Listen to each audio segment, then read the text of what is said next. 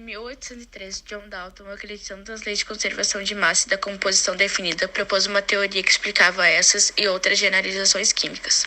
A sua teoria foi baseada no seguinte modelo: os átomos são partículas indivisíveis, esféricas e maciças e formam todo tipo de matéria. Átomos de elementos químicos diferentes possuem propriedades diferentes. Átomos pertencentes a um mesmo elemento possuem massa e propriedades iguais.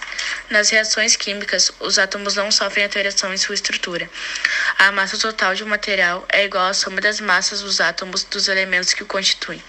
Foi sistemático o estudo da atmosfera que levou Dalton à teoria atômica da matéria. O cientista colhera centenas de amostras de ar de vários lugares de Inglaterra e, depois das análises, concluiu que o ar tinha a mesma composição. Dalton também construiu uma simbologia, na tentativa de catalogar elementos e as reações químicas.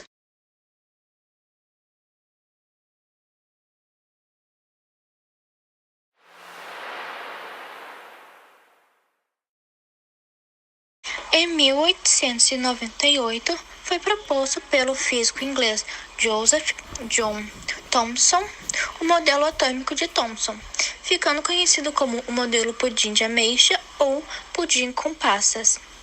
Thomson realizou vários experimentos envolvendo a ampola de Crookes ou tubo de raios catódicos, um tubo de vidro vedado, com gás sob baixa pressão, atmosfera rarefeita, em que se aplicava uma tensão. Isso era feito porque dentro do tubo havia 2 eletrodos. De um lado tinha um fio de metal ligado ao polo positivo de uma fonte de alta tensão, que ficou sendo chamado de anodo. E do outro lado havia outro metal chamado de cátodo, que era ligado ao polo negativo. Quando a alta tensão era ligada, podia ser observado raios saindo do cátodo e indo em direção ao anodo, sendo chamados esses raios de raios catódicos. Thomson descobriu, observando que essas cargas elétricas tinham massa. Colocando uma ventoinha entre os 2 eletrodos, quando os raios catódicos passavam, eles movimentavam a ventoinha. Thomson foi considerado o pai do elétron, pelo fato de ter descoberto essa partícula subatômica.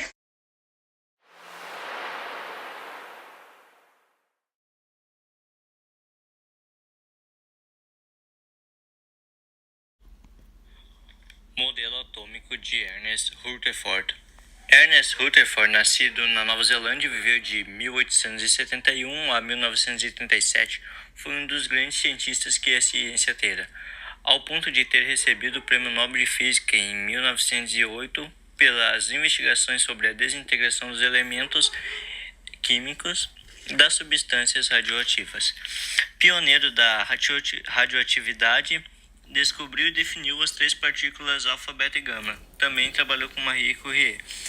Quando Rutherford falava sobre as partículas alfa e de como as partículas alfas não batiam e voltavam nas coisas como deveriam ser, elas atravessavam as coisas.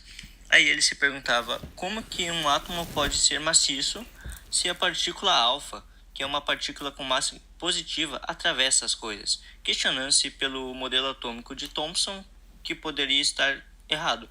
A partir disso, ele cria um novo modelo, um modelo planetário. Para criar esse modelo, ele precisou fazer um experimento. Ele pegou uma caixinha de chumbo e colocou polônio dentro, que foi descoberto por Marie Curie, e bombardeou uma lâmina de ouro com partículas alfa. O modelo planetário possui um núcleo pequeno e denso, porque ele tem carga positiva concentrada nele, e é esse núcleo que fazia a partícula alfa voltar quando batia nele, como na experiência que ele teve que fazer para descobrir o novo modelo.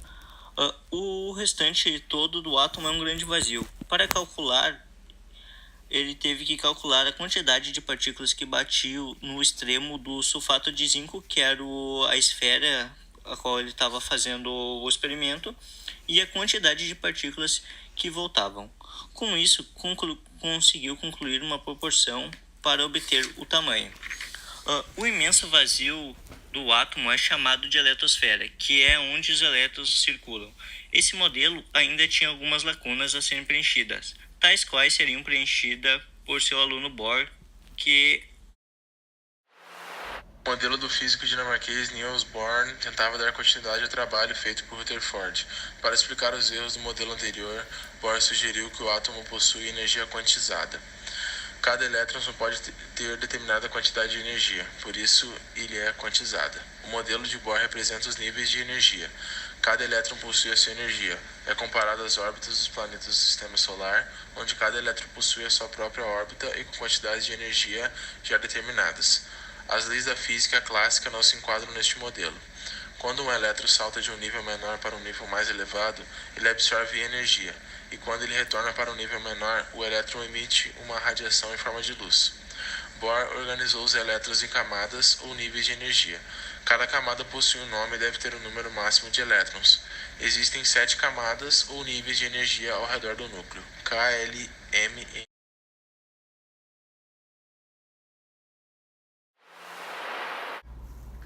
O modelo atômico atual aceita tais princípios. Elétrons possuem carga negativa, massa muito pequena e se movem em órbitas ao redor do núcleo atômico. O núcleo atômico está situado no centro do átomo, sendo constituído por prótons, que são partículas de carga elétrica positiva, cuja massa é de aproximadamente 1837 vezes superior à massa do elétron, e por nêutrons, partículas sem carga e com massa ligeiramente superior à dos prótons. O átomo é eletricamente neutro porque possui número igual de elétrons e prótons. O número de prótons no átomo se chama número atômico, representado pela letra Z e utilizado para estabelecer o lugar de um determinado elemento na tabela periódica. A tabela periódica é uma ordenação sistemática dos elementos químicos conhecidos. Cada elemento possui um número de elétrons distribuídos nos diferentes níveis de energia do átomo correspondente. Os níveis energéticos ou camadas são denominados pelos símbolos